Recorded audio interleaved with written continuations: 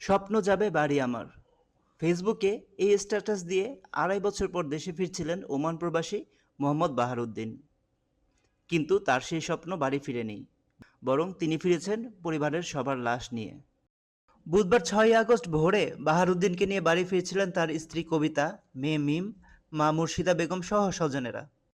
পথে বেগমগঞ্জ উপজেলার আলাইয়াপুর ইউনিয়নের জগদীশপুর এলাকায় মহাসড়কে দুর্ঘটনায় পড়েন তারা। তাদের বহনকারী মাইক্রোবাসটি রাস্তার পাশে খালে পড়ে যায়।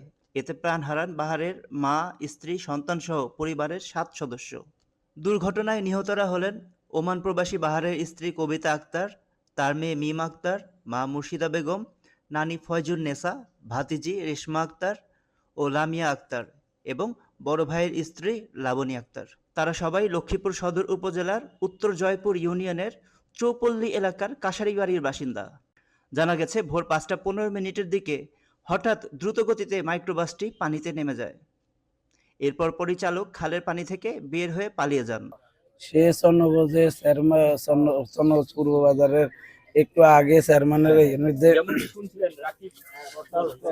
যাতে আসি সাথে সাথে গাড়ি খালি রোডের উপরে ওইদিকে নামাই দিছে তারপরে আমরা পড়ার পরে তারে গাড়ির নৌকার মতন বাসতেছে, গাড়ির ভিতরে পানি আসতেছে না। আমি সবারই ধরে রাখছি, তারে বলতেছি তুমি গাড়ির লক খুলে দাও, আমরা গাড়ি থেকে দরজা খোলার সাথে সাথে একজন এক জাতি বাইরে যাবে, সমস্যা নেই।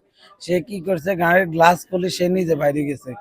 তারপরে আমি এখন নিজে একটা ছোট গ্লাস আছে, আমি হাতে এটা খোলার পরে আমি নিজে বাইরে আসি। এখন আমার ওয়াইফরে টানি, সে তার বাচ্চারে ধরে রাখছে। আমার বড় ভাবিরে টানি, সে তার বাচ্চারে ধরে রাখছে। মেজো ভাবি বাইরে এসে তার বাচ্চা ভিতরে রয়ে গেছে।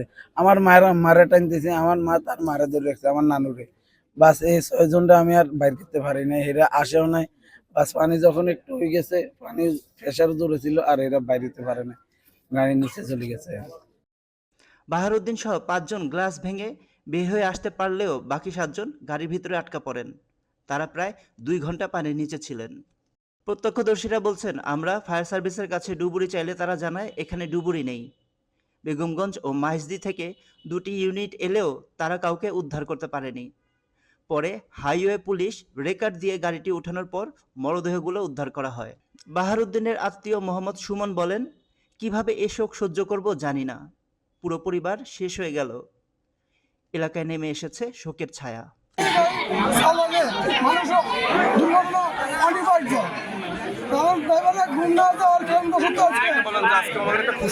খুশির মুহূর্ত, ২ বছর পরে বিদেশ থেকে আসছে, সবাই আনন্দ করবে, বিবি বাল বাচ্চা মা বাবাকে নিয়ে।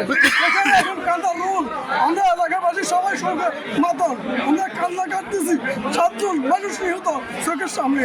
এইভাবে মনে করেন জনগণের দুরাশা বাইর থেকে বাইরে কেমন দুরবস্থা যাতে কেউ ঘুমিয়ে